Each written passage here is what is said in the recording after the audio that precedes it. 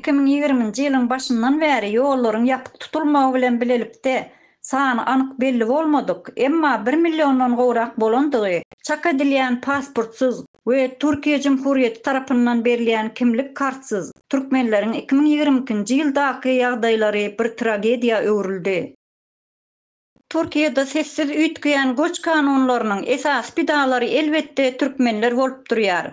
Bir tarapdan ýollaryň ýapyk bolmagy we beýleki tarapdan bolsa Türkiýede ýaşamak üçin ruhsatnamasy ýoklugy sebäpli köçelerde polisiýa tarapyndan tutulup ýzyna uğratmak merkezlerine türkmenler bir hepde ýa-da 10 gün gabagly saklanylýar. Ýollaryň ýapyk bolmagy sebäpli deport edilmegi mümkin bolmaýan türkmenler bir ay möhletiň içinde Türkiýe Jumhuriýetiniň çäklerinden daşary çykylmagy duýduruşy berilip bir kagyza gol çekdirilýär. Kagyzyň bir nusgasy bolsa Türkmenistanyň elçihanasyna uğradylýar. Nuskanyň türkmen elçihanasyna uğradylmagynyň sebäbi bolsa Türkmenistan tarapynyň ýollaryny açmak üçin edilýän siýasy basyş bolup biljegi düşünjesi öňe çykýar.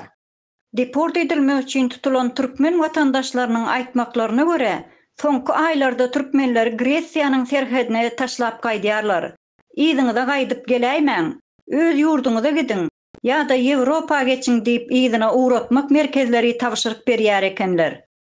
Käbir türkmen watandaşlarynyň aýtmaklaryna görä, gabagda saklanan wagtlary siz näme üçin öz ýurduňyza gideňizok? Biz sizi tutmakdan ýerdik diýen jogaby ortada. Emma düşündürşi kıyın soraglar bilen karşılaşandyklaryny habar berdiler.